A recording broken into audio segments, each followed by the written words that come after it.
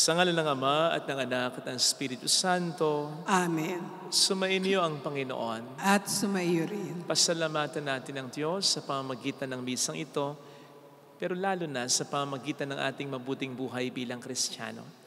Sama natin sa intensyon ang mga nagpapamisa ngayon, ang intensyon ng mga tumutulong sa simbahang ito, ang intensyon para sa kagalingan ng mga may sakit, at intensyon para sa patuloy na paggabay ng Panginoon sa mga kababayan natin sa ibang bayan. Upang tayo maging marapat sa misa at sa intensyon ng mga ito, halina't magsisimuna sa ating mga kasalanan. Tayo pong lahat, inaamin ko sa makapangyarihang Diyos at sa inyo mga kapatid na lubha akong nagkasala sa isip, sa salita at sa gawa at sa aking pagkukulang.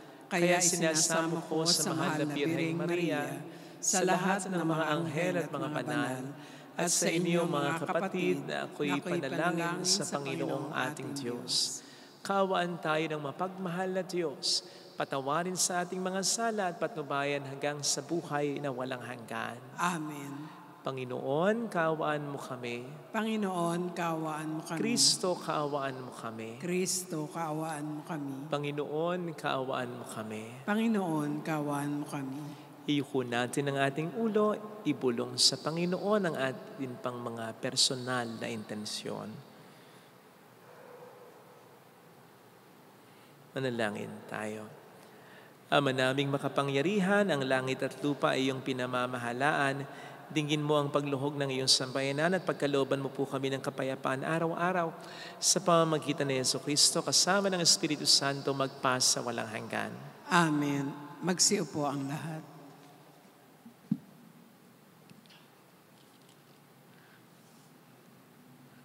Ang salita ng Diyos mula sa unang aklat ni Samuel. Noong mga araw na iyon, pumili si Saul ng 3,000 Israelita at isinama sa paghahanap kay David sa bundok ng mailap na kambing. Nang matapat sila sa isang kulungan ng tupa sa tabi ng daan, nanabis siya sa may bunganga ng kuweba. Samantala, sina David ay nagtatago sa loob ng kuwebang iyon. Sinabi kay David ng kanyang mga tauhan, "Ito na marahil ang katuparan ng salita ng Panginoon, na ibibigay ko sa iyo ang iyong kaaway at maaari mong gawin sa kanya ang gusto mo." Palihim na lumapit si David at pinutol ang laylayan ng kasuotan ni Saul. Nang magawa niya ito, siya'y inusig ng kanyang budhi pagkat para na niyang nilapastangan ang hari. Sinabi niya sa kanyang mga tauhan, Huwag nawang itulot ng Panginoon na lapastanganin ko ang hari na kanyang hinirang. At napakiusapan niya ang kanyang mga kasama na huwag galawin si Saul. Ito na may nagtindig na at nagtagumpay sa kanyang lakad. Nang malayo-layo na si Saul, lumabas ng kuweba si David at humiyaw, "Mahal kong hari." Nang lumingon si Saul, buong paggalang na yumukod si David. Sinabi niya, "Bakit po kayo naniwala sa nagsabi sa inyo na ibig ko kayong patayin? Pinatunayan ko ngayon na hindi totoo iyon. Nang kayo'y manabi sa may bunganga ng kuweba, ibig kayong patayin ng aking mga kasama, ngunit hindi ako pumayag. Sinabi ko sa kanila na hindi ko maaaring pagbuhatan ng kamay ang aking hari, pagkat siya'y hinirang ng Panginoon. Narito, ama ko, ang kapiraso ng laylayan ng iyong balabal. Kung ito'y napiraso ko sa inyong kasuotan, magagawa ko ring patayin kayo noon kung gusto ko. Ito ang katunayan na hindi ko kayo gagawa ng masama, kahit pinagpipilitan ninyo akong patayin. Ang Panginoon ang humatol sa atin. Siya na ang bahala sa inyo. Ngunit hindi ko kayo maaaring pagbuhatan ng kamay. Gaya ng ating kasabihan, masamang tao lamang ang gumagawa ng masama, ngunit ako ay hindi maaaring magbuhat ng kamay sa inyo. Sino ako upang paghanapin ng hari? Ako'y tulad lamang ng isang patay na aso o kasinliit ng pulgas. Ang Panginoon ang humatol sa ating dalawa. Siya ang higit na nakaalam tungkol sa usapang ito. At siya ang magliligtas sa akin laban sa inyo." Pagkatapos magsalita si David, sinabi ni Saul, "David, anak ko, ikaw nga ba iyan?" At siya'y nanangis. Sinabi pa ni Saul, "Higit kang mabuti kaysa akin. Sinusuklian mo ng mabuti ang masamang ginagawa ko sa iyo. Ito'y pinatunayan mo ngayon, hindi mo ako pinaslang, bagamat maluwag mong magagawa. Bihira sa tao ang makagagawa ng ginawa mo, ang pawalan pa ang kaaway na nasa ilalim na ng kanyang kapangyarihan. Pagpalain ka nawa ng Panginoon sa kabutihan mong ito sa akin. Ngayon, alam kong ikaw ay magiging hari ng Israel at natitiyak kong mapapanatag ang bansang ito sa ilalim ng iyong pamamahala." Ang salita ng Diyos. Salamat sa Diyos. Poon kami kaawaan at lagi mong kahabagan. Poon kami kaawaan at lagi mong kahabagan. Mahabag ka, O aking Diyos, ikaw sana ay mahabag. Sa iyo lumalapit upang ako ay maligtas. Pagkat aking nasumpungan sa ililim ng iyong pakpak, ligtas ako sa panganib hanggang ito ay lumipas. Poon kami kaawaan at lagi mong kahabagan. Iyong aking tinatawag ang Diyos sa kalangitan, ang Diyos na nagdulot ng lahat kong kailangan. Magmula sa kalangitan, diringgin ang iyong hibik, ang lahat ng kaaway ko'y lubos niyang magagahis. Ang tapat niyang pagmamahal at matatag na pag-ibig, ihahayag ito ng Diyos sa akin di ikakait. Poon kami kaawaan at lagi mong kahabagan. Ihayag mo sa itaas, O Diyos, ang kabantugat. Dito naman sa daigdig ang iyong karangalan. Pag-ibig mong walang maliw ay abot sa kalangitan. Nadarama sa itaas ang lubos mong katapatan. Poon kami kaawaan at lagi mong kahabagan. Magsitayo po ang lahat.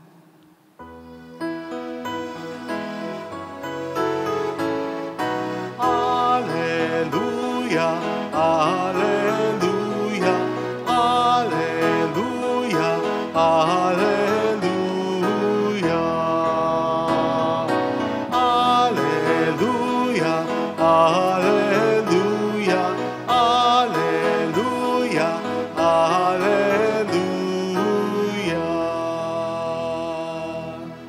Sumainyo ang Panginoon. At sumaiyo rin. Ang mabuting balita ng Panginoon ayon kay San Marcos. Papuri sa iyo, Panginoon. Noong panahong yon, umahon si Jesus sa kaburulan kasama ang kaniyang mga pinili. Humirang siya ng 12 na tinawag niyang mga apostol upang maging kasakasama niya, suguing mangaral at bigyan ng kapangyarihang magpalayas ng mga demonyo. Ito ang 12 hinirang niya. Si Simon, na tinagurian niya ng Pedro, si Santiago at si Juan, na mga anak ni Zebedeo. Sila'y tinagurian niyang Boanerges, nang ibig sabihin mapupusok. Sina Andres, Felipe, Bartolome, Mateo, Santiago na anak ni Alfeo at Tadeo. Si Simon na makabayan at si Judas Iscariote na siyang nagkanulo sa kaniya. Mga kapatid, ang mabuting balita ng Panginoon. Pinupuri ka namin, Panginoong Heso Kristo. Magsiupo ang lahat. Patola ka ba? Mapagpatol ka ba?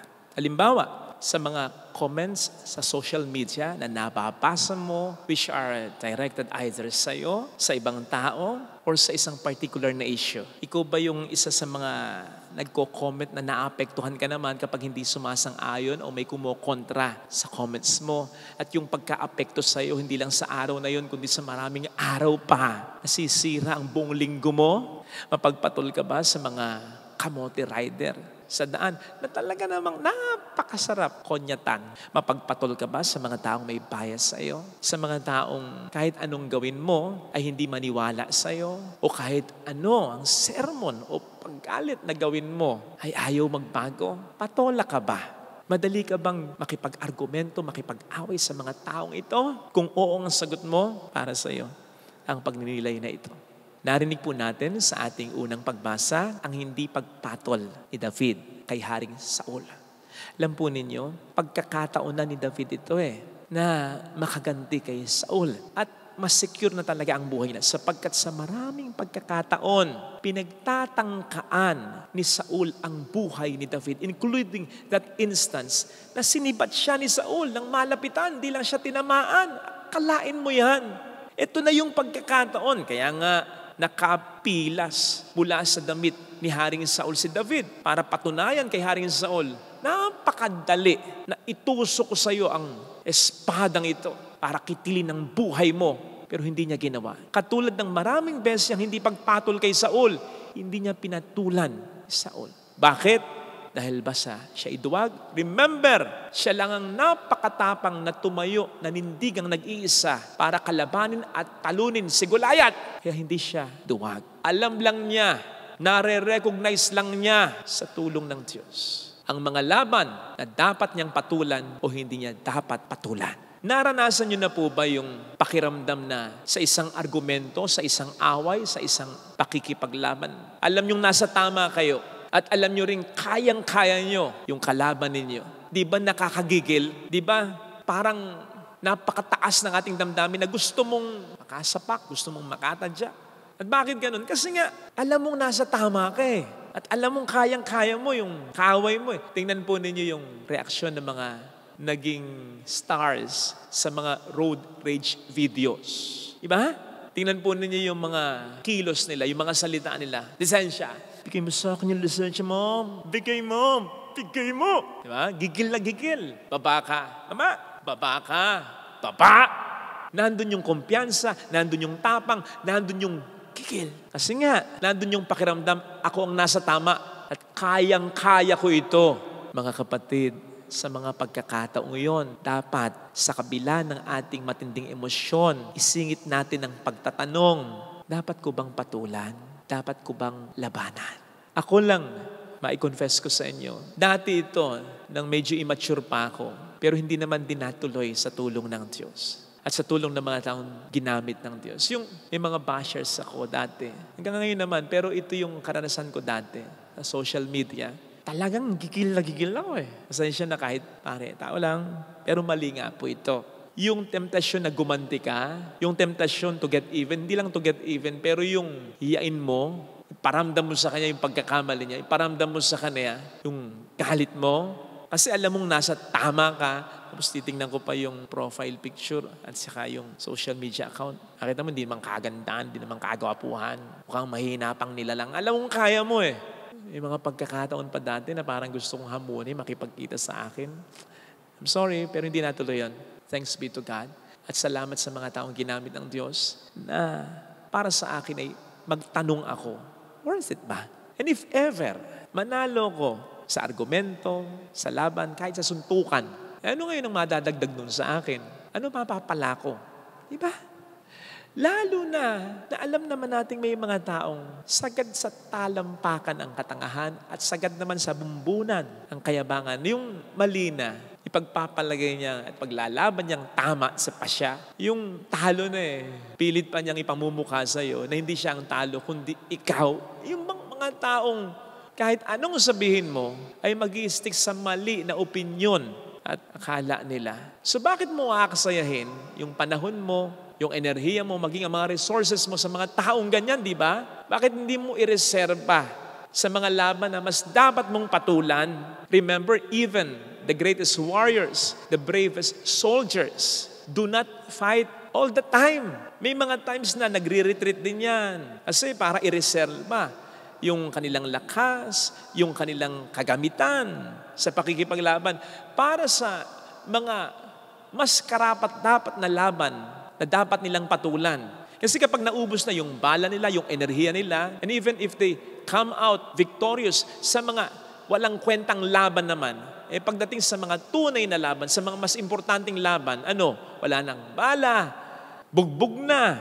Ganun ba ang gusto nating mangyari sa atin? Na pagdating sa mga tunay na laban ng ating buhay, pagod na tayo, burn out na tayo, pakiramdam natin, aping-api na tayo. Kasi nga, may mga walang kwentang laban along the way na ating pinatulan. Kaya i-avoid natin yan. Kaya nga ang tanong ni David, bago labanan si Goliath sa 1 Samuel 17:26, anong kandimpalang naghihintay sa makatatalo sa Filisteyong yan at sa makapag-aalis ng kahiyan ng bayan ng Israel? In other words, anong mapapala ko kung lalabanan ko yung Goliath, yung higanting yan? Pero hindi ito makasariling tanong sapagkat alam naman nating lalabanan ni David si Goliath sa ngalan ng Diyos. In other words, ang gusto lamang malaman ni David, ito ba ay may kinalaman sa mga plano ng Diyos sa akin at sa bayang Israel? Yun ang laman ng tanong na yun Sapagkat may mga laban talaga sa buhay natin na sa halip na makapaglapit ay makapaglalayo pa sa magagandang balaki ng Diyos sa buhay natin. Isipin po ninyo, kung bawat pangungutya ng mga kapatid ni David ay kanyang pinatulan, kung si Saul ay kanyang pinatulan, palagay ko in the first place, hindi rin niya mapapatay, matatalo si Goliath. At baka hindi maging hari or maging hari man ay hindi magiging mabuti na hari si David.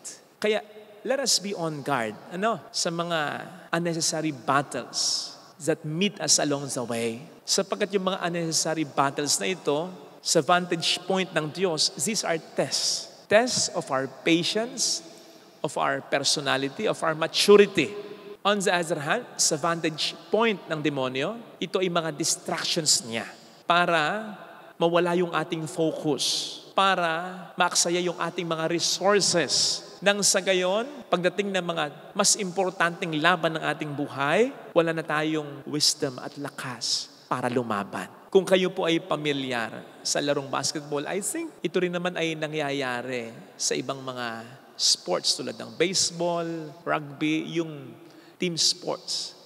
Yung star player, may mangungulit dyan, may mangiinis dyan galing sa kabilang koponan. Either balyahin yan, i-trash talk yan, i-hard foul yan.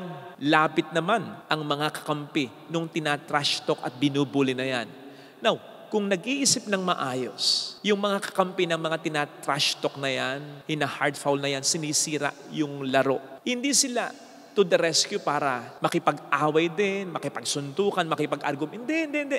To the rescue, yung teammates ng binubuli na yan, lalo na kung star player yan, para i-remind siya, cool ka lang, mananalo na tayo Maganda yung ginagawa mo. Sinisira niya yung laro mo. Huwag mo siyang hayaan na sirain ang laro mo sapagkat yun ang kanyang gusto. At yun din talaga ang gusto ng Diablo. Yung i-distract tayo. Lalo pat alam niya na malakas tayo sa tulong ng Diyos para sa mga importanteng laban na naghihintay sa ating buhay. Kaya maganda na tanungin po natin ang ating sarili ngayon, sa mga kanya nating laban sa buhay. Ito ba ay dapat talagang patulan? Baka naman ito ay laban sa mga tao na kahit anong gawin mo ay hindi naman na talaga nagbabago. Baka naman ito ay laban sa mga tao na walang pakialam sa iyo. Baka naman ito ay laban sa mga tao na kahit anong gawin mo ay hindi talaga maniniwala sa iyo. Baka naman ito ay laban sa mga sitwasyon na hindi mo na talaga kayang baguhin at kailangan mo na lang tanggapin. Baka naman ito ay laban sa mga taong hinirang ng Diyos. Halimbawa, sa ating mga magulang. Halimbawa, sa mga lingkod ng simbahan, sa mga pare. Hindi ko sinasabi na ikonsintihin kung may mali. Ang sinasabi ko ay dapat nandun pa rin ang paggalang sapagkat hinirang ng Diyos ang mga yan. Again, huwag kukonsintihin ang pagkakamali. Pero huwag labanan in such a way na mawawala ang ating paggalang dahil hinirang ng Diyos ang mga yan. Kapag ganitong mga klaseng laban, magandang wag na nating patulan. Ano kung masabihan ka ng iba na duwag kung alam mo sa sarili mong hindi naman. Ayaw mo lang patulan ang mga walang kwenta na laban. Basta sa sarili mo, ginagawa mo yung tama. Kesa naman ikaw mismo ang makapagsabi sa sarili mo, balang araw na tanga ka. Dahil hindi mo dapat pinatulan, ay pinatulan mo pa. Ito sana ang biyayang hilingin natin ngayon sa ating banal na misa. Ilagay natin ang ating kanang kamay sa tapat ng ating puso.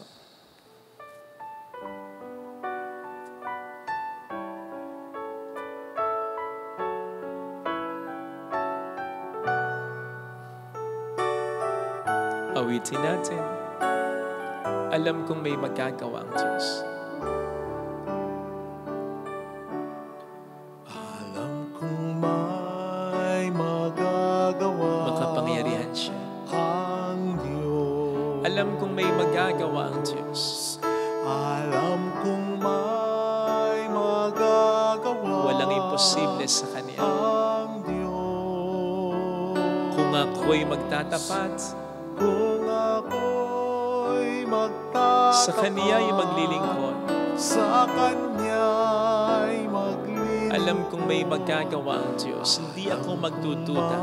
May magagawa ang Diyos. Alam kong diringgin ng Diyos ang samo ko Alam kong di sapagkat mahal niya. ringgin ng Diyos ang samo ko. Alam kong diringgin ng Diyos ang samo ko Alam kong di ringgin ng Diyos sapagkat alam niya ang samo pinagdaraan. ko. Kung ako'y magtatapat, Kung ako'y magtatapat sa Kaniya'y maglilingkod. sa Kanya'y maglilingkod. Alam kong diringgin ng Diyos ang samo ko. Kung diringgin ng Diyos Pikit natin ang ating mga samo ko. Panginoon, tulungan mo ko na huwag madistract sa mga laban ng buhay na hindi ko dapat patulan. Lalo na kung ito ay patungkol sa mga tao na kahit anong gawin ko ay ayaw maliwala sa akin. Ayaw magbago. Lalo na kung ito ay laban sa mga taong kahit anong sabihin ko, sila pa rin naman ang tama. Kahit anong gawin ko, hindi pa rin ako mabuti sa kanilang mga mata. Tulungan mo ko, Panginoon, na huwag mag-aksaya ng panahon sa mga laban na ito at ipagpasayo ko na lamang ang lahat ng ito. Hallelujah! Hallelujah. Purihin ang Diyos. Hallelujah! Hallelujah. Pasalamatan siya.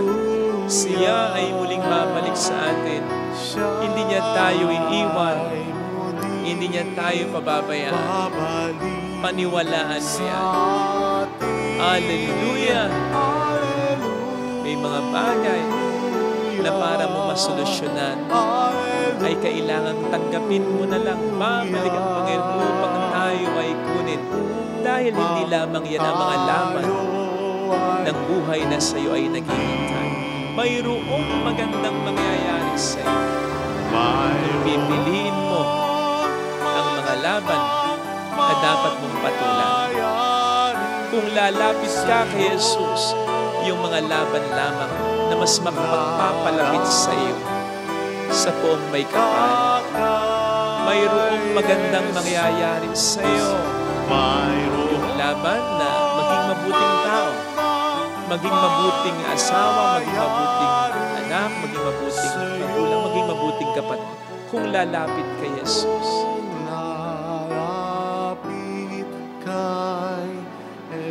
Papuri sa Ama at sa Anak sa Espiritu Santo. Kapara ng sa unang-una, ngayon, magpakailanman, magpasawalang hanggan. Amen. Pag-aalay.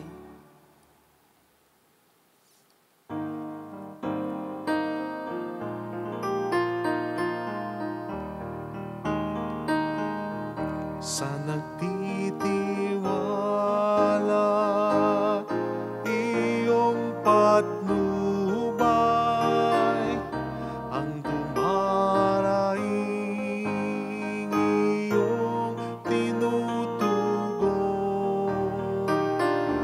Sa'yo'y tiwala sa dilim ng buhay, sa'yong biyaya naging malaya. Sa palad mo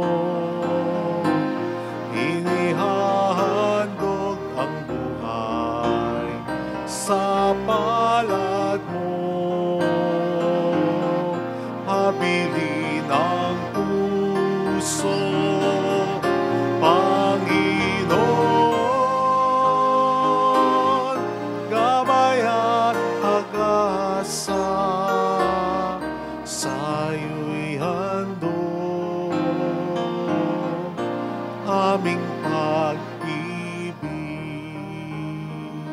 Manalangin tayo, pang ating handog ay maging kalugod-lugod sa Diyos Amang makapangyarihan. Tanggapin nawa ng Panginoon itong paghahain sa iyong mga kamay, sa kapurihan niya at karangalan, sa ating kapakinabangan at sa buong sambayanan niyang banal. Ama naming lumikha, ipagkalubong marapat na ganapin ang banal na paghahain, sapagkat sa tuwing pinagdiriwang ang alaala ng anak mong nag-alay, ang pagliligtas niya sa tanan ay nangyayari upang aming pakinabangan. Sa pamamagitan niya, kasama ng Espiritu Santo, magpasa walang hanggan. Amen. Sumainyo ang Panginoon. At sumayo rin. Itaas sa Diyos ang inyong puso at diwa. Itinaas na namin sa Panginoon. Pasalamatan ang Panginoong ating Diyos. Marapat na siya ay pasalamatan. Ama naming makapangyarihan, tunay ngang marapat na ikaw ay pasalamatan. Ikaw ang lumikha sa tanan, nagtakdang magkaroon ng gabi at araw, gayon din ng tag-init at tag-ulan. Ikaw ang humubog sa tao bilang iyong kawangis na mapagkakatiwala ang mga siwa sa daigdig. Ikaw ngayon pinaglilingkuran sa pagganap sa pananagutan ng iyong pinagtitiwalaan sa pamamagitan ng iyong anak na mahal.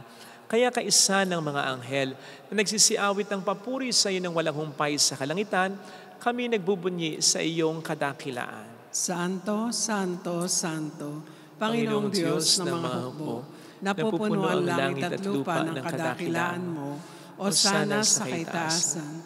Pinagpala ang naparirito sa ngalan ng Panginoon, o sana sa kaitaasan. Magsiluhod tayo. Ama naming banal, ikaw po ang bukal ng tanang kabanalan, kaya't sa pamamagitan po ng iyong Espiritu, gawin mong banal ang mga kaloob na ito upang para sa amin ay maging katawan at dugo ng iyong anak, aming Panginoong Hesukristo. Bago niya pinagtiis ang kusang loob na maging handog, kinawakan niya ang tinapay, pinasalamatan kaniya, pinaghati-hati niya iyon, iniabot sa kaniyang mga alagad at sinabi, "Tanggapin ninyong lahat ito at kanin. Ito ang aking katawan na iahandog para sa inyo."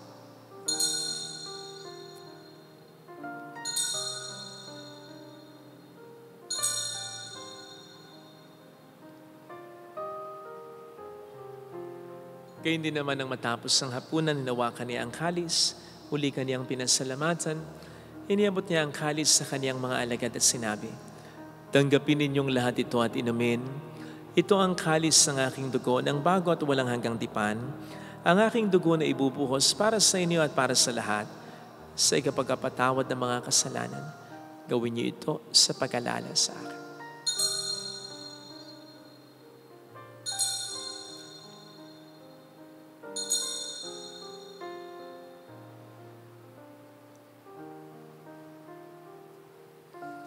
Ipagbunyi natin ang misteryo ng ating pananampalataya. Si Kristo'y namatay, si Kristo'y nabuhay, si Kristo'y babalik sa wakas ng panahon. Ama, ginagawa namin ngayon ang pag-alaala sa pagkamatay at muling pagkabuhay ng iyong anak, kaya inialay namin sa iyong tinapay ng buhay at ang kalis ng kaligtasan.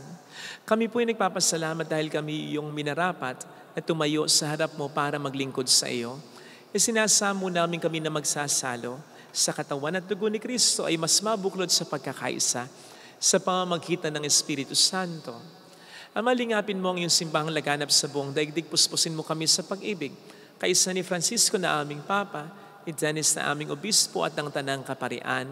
Alalahanin mo po ang mga kapatid naming nahimlay nang may pag-asang sila'y muling mabubuhay, lalo na po ang aming mga ipagdarasal. Saglit tayong manahimik at ipagdasal ang ating mga minamahal na yumao. Kaawaan mo sila at patuloyin sa iyong kaliwanagan. Kaawaan mo at pagkingtapatin kaming lahat na makasalo sa iyong buhay na walang wakas. Kaisa ang mahal na birhen ng Lasalet, ang ina ng Diyos. Isanuse ang kabiyak ng kanyang puso ang lahat ng mga banal na namuhay dito sa daigdig ng kalugod-lugod sa iyo. May pagdiwang naman namin ang pagupuri sa ikararangal mo sa pamamagitan ng iyong anak na aming Panginoong Hesukristo. Sa pamamagitan ni Kristo kasama niya at sa Kanya, ang lahat ng parangal, papuri ay sa iyo, Diyos amang makapangyarihan, kasamang Espiritu Santo, magpasa walang hanggan. Amen. Tumawag tayo sa ating mapagmahal na Ama.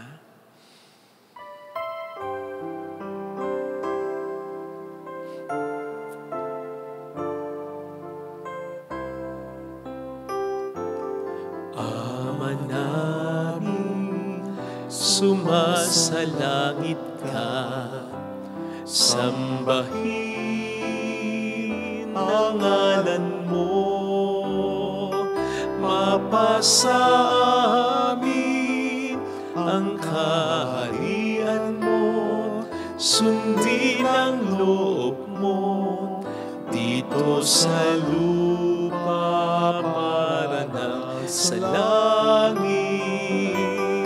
Bigyan mo kami ngayon ng aming kakanin sa araw-araw at patawarin mo kami sa aming mga sala para ng pagpapatawad namin sa nagkakasala sa amin, at huwag mo kami ipahintulot sa tukso at ihadya mo kami sa lahat ng masama. Iniling namin kami adya sa lahat ng masama, pagkalooban ng kapayapaan, araw-araw iligtas sa kasalanan, sa kapahamakan, sa mga seryosong karamdaman. Samantalang aming pinaghahandaan ang dakilang araw ng pagkapahayag ng tagapagligtas naming si Hesukristo. Sapagkat iyo ang kaharian, ang kapangyarihan, at ang kapurihan magpakailanman. Amen. Panginoong Hesukristo, sinabi po niyo noon, sinasabi niyo rin sa amin ngayon, kapayapaan ang iniiwan ko sa inyo, ang aking kapayapaan ang binibigay ko.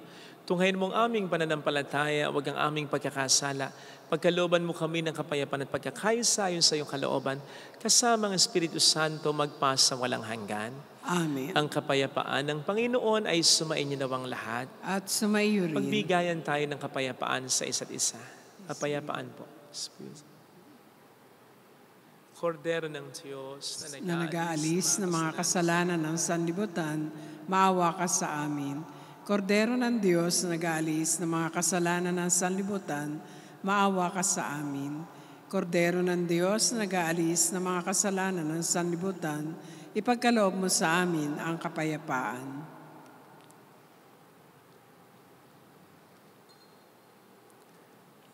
Narito sa harap natin ng Panginoon ang ating buhay at kaligtasan. Mapalad tayong inaanyayahan. Panginoon, hindi ako karapat-dapat na magpatuloy sa iyo, ngunit sa isang salita mo lamang ay gagaling na ako.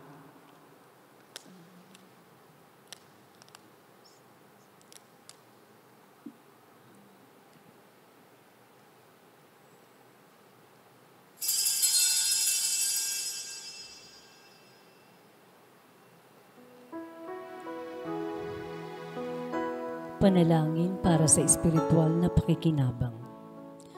Panginoong Hesus, ako ay naniniwala na ikaw ay nasa kabanal-banalang sakramento.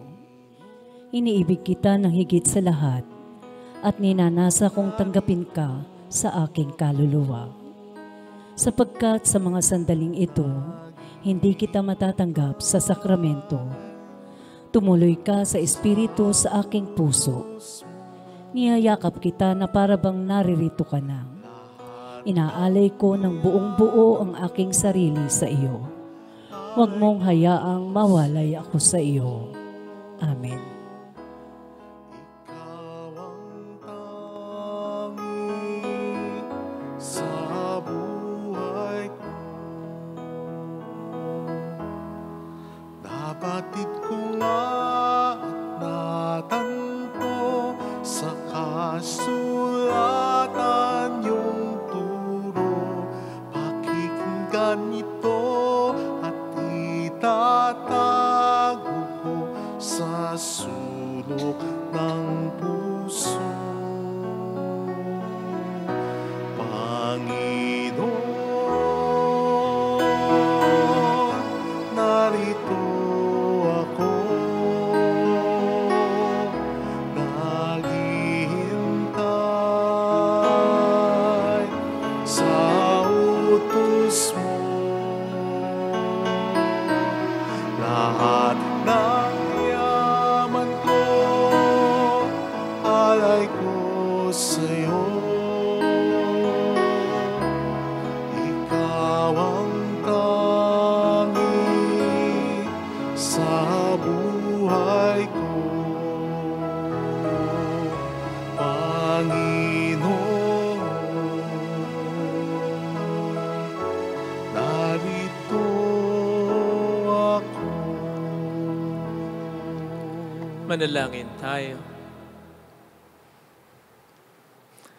Ama naming mapagmahal, padlaluin mo sa amin ang batis ng Espiritu ng iyong pag-ibig upang kaming pinapagsalo mo sa pagkaing iyong bigay para kami pagbuklurin ay magkaisa sa pananalig sa iyo.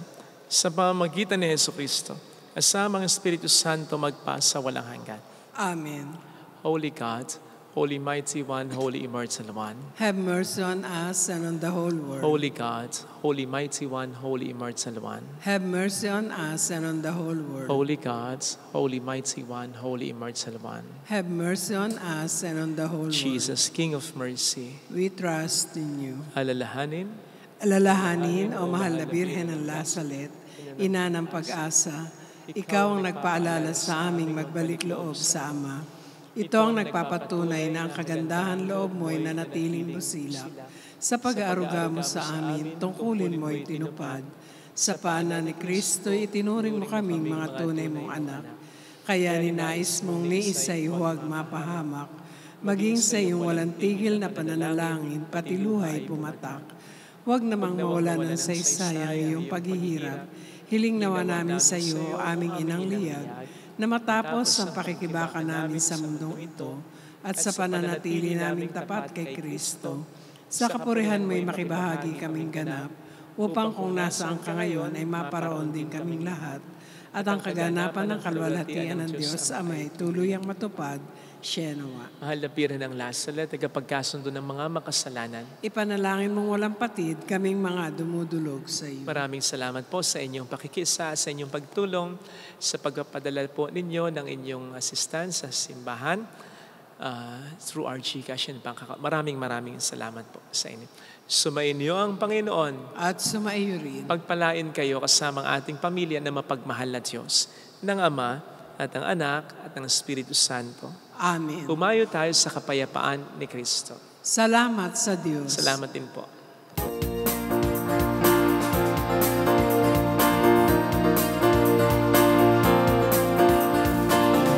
Mary, Mother of the Lord,